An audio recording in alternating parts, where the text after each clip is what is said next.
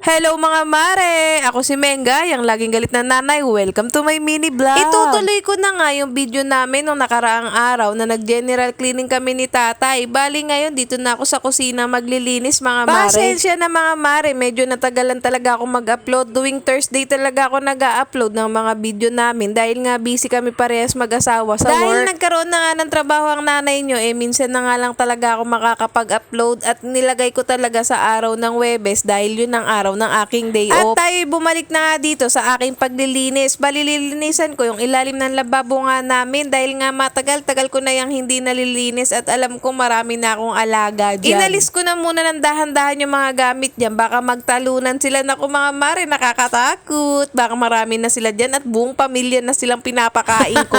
Lang. At salamat sa mga tatay at nanay nila at hindi po talaga sila naglagi dito mga mare. Binalisan ko na yan at saka minap ko na nga yan mga mare. Siyempre, ano pang gamit ko dyan? Yung 360 rotating ko, pagyayabok talaga yan dahil napakagandang gamitin niya mga kumari ko. At sa halagang 100 plus pesos lang, meron ka ng spray map na ganyang kaganda talaga mga mare. At kahit siyang sulok, kasyang-kasya siya. Kaya ano pang hinihintayin nyo? Ilalagay ko sa comment section yung link o kaya i-click nyo yung yellow basket ko. At pagkatapos ko nga malinisan yung ilalim ng lababo namin, sinunod ko naman yung likod ng platuhan namin. Bali, winalisan ko na yan, minap ko na. Tapos yung likod ng platuhan namin, pinunasan ko na nga ng Sondrox para maalis yung alikabok. Habang nagmamap nga ako dyan, tinatanong na nga ako ni Mr. kung anong lulutuin namin. Ang sabi ko, wala nga pumapasok sa isip ko kasi nakakaramdam na nga ako ng pagod dyan, mga mare. Huy. Sabi ko nga sa kanya, teka lang tay, isa-isa lang ha, hindi pa ako tapos dito. Mamaya ako naisipin kung ano ipapakain ko sa inyo ng mga anak mo. At sa mga oras na nga iyan, malapit na nga rin ako matapos at si tatay humihingi na naman ng tulong para ikabit namin yung aircon. Sabi ko, tawagin mo na lang yung pinsan mo at napapagod na ang katawan lupa ko. Baka mag-transform na naman ako dito. Kaya ayun mga mare, wala siyang patumpik-tumpik pa. Tinawag niya na yung pinsan niya at humingi na talaga siya ng tulong doon sa pinsan niya para mailagay nila yung aircon. Sabi ko, pag hindi mo kinabit yan at pagod ako, ay nako, maghahalo ang balat sa tinalupan talaga.